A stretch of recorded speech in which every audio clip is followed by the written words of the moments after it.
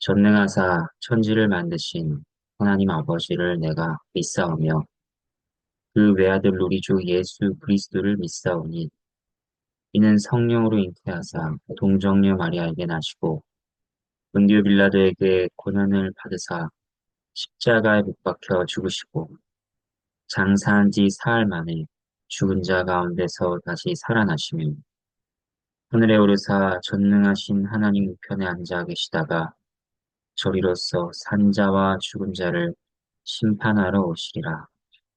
성령을 믿사오며 거룩한 공예와 성도가 서로 교통하는 것과 죄를 사하여 주시는 것과 몸이 다시 사는 것과 영원히 사는 것을 믿사옵나이다. 네, 함께 찬양하도록 하겠습니다. 찬송가 299장입니다. 찬송가 299장 1절과 4절을 함께 찬양하도록 하겠습니다. 하나님 사랑은 온전한 자 사랑 내 맘에 부어주시사 충만하게 하소서. 하나님 상 온전한 자 사랑 내 맘과 영체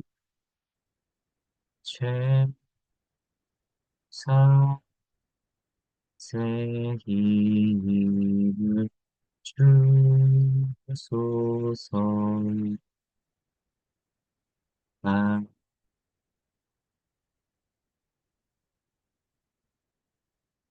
함께 보실 하나님의 말씀은 예레미야 50장 21절에서 32절 말씀입니다. 바벨론에 대한 예언이 이어집니다. 21절과 22절 하나님의 말씀입니다.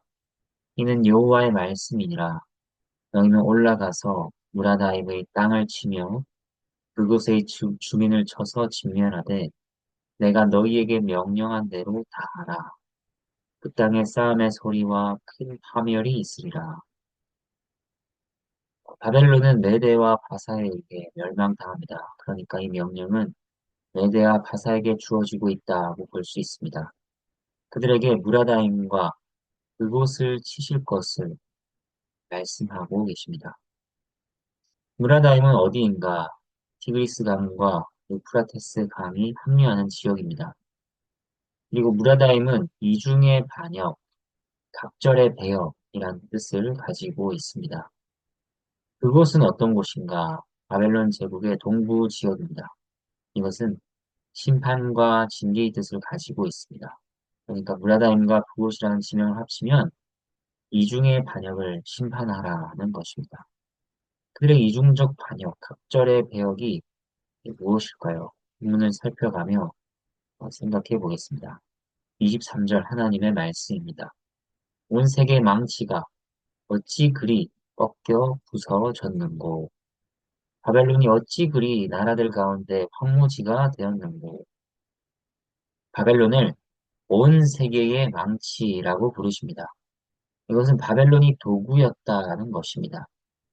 바벨론은 하나님께서 열방을 치시는데 사용하신 도구였습니다. 단단하지만 하나님이 손에서 다뤄지고 관리되며 통제되는 도구였습니다. 그 주권이 하나님께 있었습니다. 그런데 그 도구가 꺾이고 부서졌다고 하십니다. 물론 이것을 꺾고 부수신 분은 하나님이십니다. 하나님께서는 어째서 당신께서 사용하신 도구를 꺾고 부수신 것일까요? 이제 쓸모가 없어졌기 때문인가? 그런 이유로 꺾고 부수신 것이 아닙니다. 그것은 앞에서 나온 이중적인 배역과도 관련이 있습니다. 도구가 배역했다, 배신했다. 그것이 무엇인가? 24절 하나님의 말씀입니다. 바벨론아, 내가 너를 잡으려고 올무를 놓았더니 내가 깨닫지 못하여 걸렸고 내가 여호와와 싸웠으므로 발각되어 잡혔도다. 하나님께서 그의 도구를 꺾고 부르시는 이유는 그 도구가 주인과 싸웠기 때문입니다. 도구가 주인과 싸웠다는 것이 무엇일까요? 도구임에도 불구하고 주인의 뜻에 저항했다. 그 목적에 맞지 않게 행했다는 것입니다. 그래서 여호와께서는 바벨론을 치시는데 그가 깨닫지도 못할 때 올무를 놓았다고 하십니다. 실제 역사에서 바벨론은 뒤통수를 맞는 것 같이 망합니다. 하룻밤 사이에 망합니다. 바벨론은 네 개의 성벽으로 이루어져 있어서 무력으로 정복하기가 매우 어려웠습니다. 성벽을 하나 넘어도 나머지 세 개가 남아있기 때문입니다. 그런데 벨사살이 이 잔치를 하는 중에 벨사살 왕이 잔치를 하는 중에 바벨론 제국의 염증을 느낀 백성들이 쳐들어오는 바사를 해방군으로 생각하여서 성문을 열어준 것입니다. 그래서 급습을 당하여 바벨론은 망하게 됩니다. 25절부터 28절까지 하나님의 말씀입니다. 여호와께서 그의 병기창을 열고 분노의 무기를 꺼내면 주 만군의 여호와께서 갈대아 사람의 땅에 행할 일이 있습니다. 먼 곳에 있는 너희는 와서 그를 치고 그의 곳간을 열고 그것을 곡식더미처럼 쌓아 올려라. 그를 진멸하고 남기지 말라. 그의 황소를 다 죽이라. 그를 토살하려 내려 보내라. 그들에게 화 있도다. 그들의 날, 그 벌받는 때가 이르렀음이로다. 바벨론 땅에서 도피한 자의 소리여, 시온에서 우리 하나님 여호와의 보복하시는 것, 그의 성전에 보복하시는 것을 선포하는 소리로다. 바벨론이 하나님의 도구였다고 했습니다. 하나님께서는 이스라엘을 징계하시는 도구로 바벨론을 사용하셨습니다. 그러나 그 도구가 하나님께 저항했다고 했습니다. 바벨론이 행한 방식과 정도는 너무 잔인했고 너무 잔혹했습니다. 그리고 결정적으로 주인에 대한 저항과 싸움의 증거가 무엇이냐? 28절. 성전의 보복하시는 것을 선포한다는 말에서 알 수 있듯이 바로 성전을 파괴한 악행이었습니다. 그래서 이스라엘에 대한 보복과 하나님께 대한 저항을 벌하시리라 선포하십니다. 29절부터 32절까지 하나님의 말씀입니다. 팔 쏘는 자를 바벨론에 소집하라. 팔을 당기는 자여, 그 사면으로 진을 쳐서 피하는 자가 없게 하라. 그가 일한 대로 갚고 그가 행한 대로 그에게 갚아. 그가 이스라엘의 거룩한 자 여호와를 향하여 교만하였습니다. 그러므로 그 날의 장정들이 그 거리에 엎드러지겠고 군사들이 멸절되리라. 여호와의 말씀이니라. 주 만군의 여호와의 말씀이니라. 교만한 자여, 보라, 내가 너를 대적하나니 너희 날, 곧 내가 너를 벌할 때가 이르렀음이라. 교만한 자가 걸려 넘어지겠고 그를 일으킬 자가 없을 것이며 내가 그의 성읍들에 불을 지르리니 그의 주위에 있는 것을 다 삼키리라. 하나님의 말씀입니다. 하나님께 감사합니다. 29절 끝에 여호와를 향하여 교만하였습니다. 또 31절 중간에서 교만한 자요. 32절 교만한 자가 걸려 넘어지겠고 교만이란 단어가 계속 반복되고 있습니다. 하나님의 도구가 어째서 주인에게 저항하고 주인과 싸우는 것일까요? 바로 이 교만 때문입니다.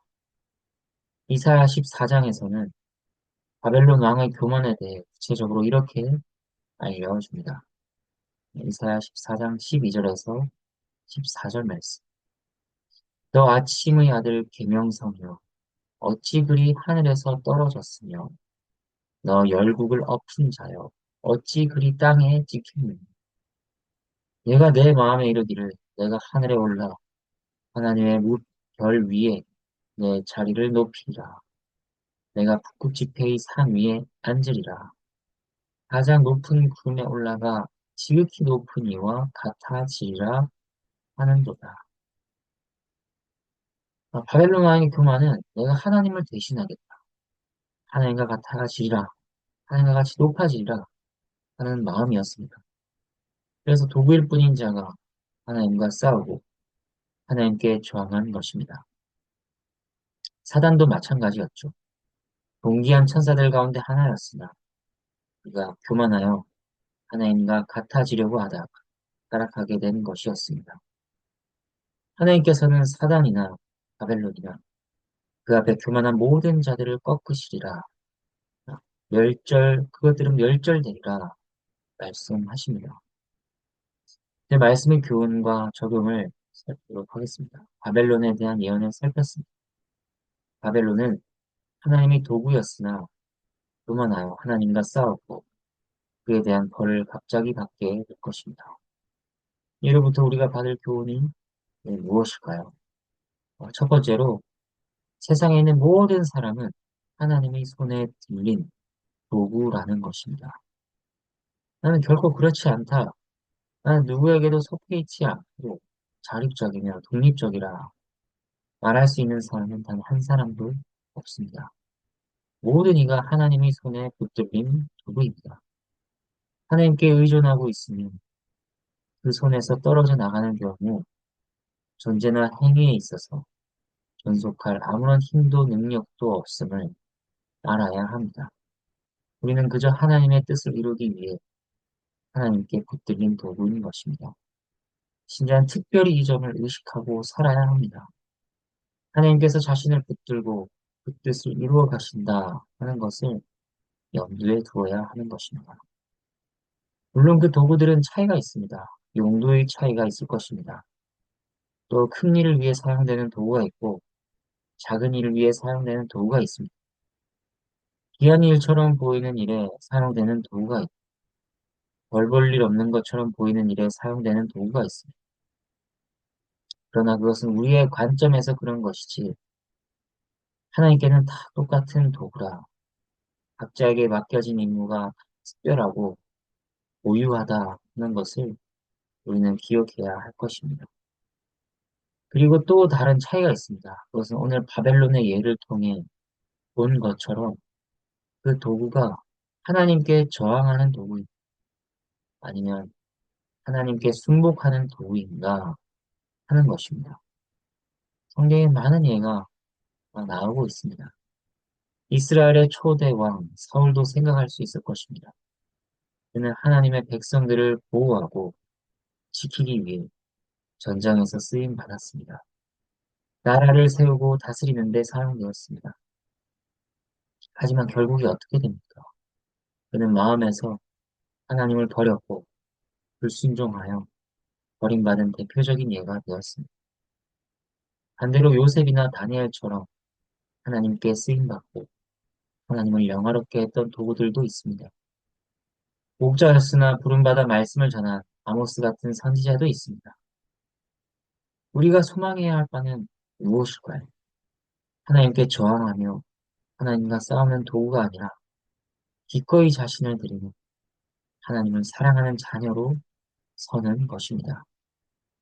바벨론과 하나님 사이에는 어떤 인격적인 교류나 경외 같은 것이 없습니다. 그저 섭리 가운데서 하나님 뜻을 이루시는데 사용될 뿐입니다. 그러나 우리는 그리스도 안에서 하나님의 구성적인 사랑을 입게 되었습니다.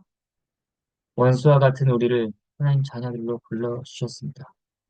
그래서 도구이기는 하지만 하나님과 교제하며 동행하며 자발적으로 기꺼이 순종하는 모습으로 설 수 있는 것입니다.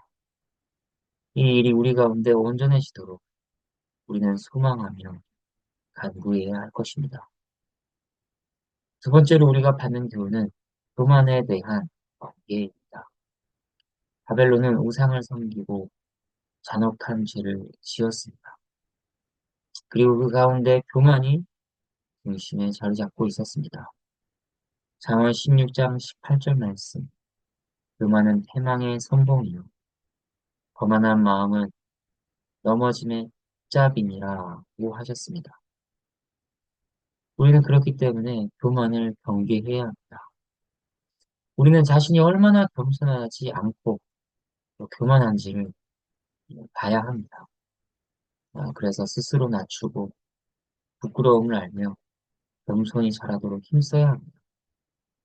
우리는 스스로 교만할 이유가 하나도 없습니다. 무엇이든 우리에게서 드러나는 것은 경멸할 것들 뿐입니다. 우리의 몸은 티끌과 악취와 그 자체입니다. 만일 누군가가 우리의 모든 생각을 알고 우리가 은밀하게 저지른 모든 죄를 보고 안다면 우리가 과연 그 사람의 눈을 제대로 쳐다볼 수 있을까요? 우리 자신을 잘 살펴본다면 우리가 결코 자만할 수도 없고 사람들에게서 인정받으려고 탁월한 척할 처지도 아님을 분명히 깨닫는 것입니다. 은혜와 은사, 아름다움, 힘, 가지고 있는 소유 등 모든 것은 하나님께서 우리에게 잠시 떠두신 것입니다. 그러므로 그것들을 자기 것이냐 우리가 자랑할 수 없습니다. 그리고 우리는 그리스도의 이름을 따라 그리스도인이라 불립니다. 우리는 그리스도의 사랑을 입은 그리스도의 신부입니다. 우리 주 예수 그리스도께서는 이 땅에 계실 때 겸손하셨습니다. 이 겸손의 완전한 모범이셨습니다. 우리가 예수님을 사랑한다면 마땅히 그분을 닮아야 하지 않겠습니까? 더구나 그분께서 친히 겸손의 모범을 보이시고 우리에게 그 뒤를 따르라고 하시지 않았습니다. 그러므로 우리는 신랑을 위해 자신을 겸손으로 단장해야 할 것입니다. 하나님의 은혜가 우리 모두를 붙드시기를 간절히 바랍니다. 함께 기도하겠습니다. 하나님 아버지, 바벨론이 하나님 앞에 심판받을 것을 말씀하시는 그 내용들을 살펴보았습니다. 우리 모두가 하나님의 도구들로서 하나님께 붙들려 있는데 우리가 하나님의 말씀을 거스르고 또 하나님께 저항한다면 그 모든 죄로 말미암아 심판받게 될 것입니다. 그리스도 안에서 용서를 받고 그리스도 안에서 은혜를 입은 우리 모두가 하나님 앞에서 순종하며 겸손하게 살아가도록 그렇게 저희를 인도해 주시옵소서. 온전한 주님께서 기뻐하신 도구들로서 세워지도록 하나님 뜻하신 바들을 향해 나아가는 그것을 쫓아가는 저희 모두가 되도록 저에게 은혜를 베풀어 주시옵소서. 하루를 살아가는 동안에도 하나님께서 함께 하심을 바라보게 하시고 하나님의 영광을 구하게 하시고 하나님의 나라를 구하게 해 주시옵소서. 여러 가지 형편 가운데서 눈물을 흘리며 아파하는 모든 교우들을 보살펴 주시고 위로와 힘을 더하여 주시옵소서. 감사드리며 예수 그리스도의 이름으로 기도합니다. 아멘. 주님께서 가르쳐주신 기도로 함께 기도하도록 하겠습니다. 하늘에 계신 우리 아버지여, 이름이 거룩히 여김을 받으시오며, 나라가 임하시오며, 뜻이 하늘에서 이루어진 것 같이 땅에서도 이루어지다. 오늘 우리에게 일용할 양식을 주시옵고, 우리가 우리에게 죄 지은 자를 사하여 준 것 같이 우리 죄를 사하여 주시옵고, 우리를 시험에 들게 하지 마시옵고, 다만 악에서 구하시옵소서. 나라와 권세와 영광이 아버지께 영원히 있사옵나이다. 아멘.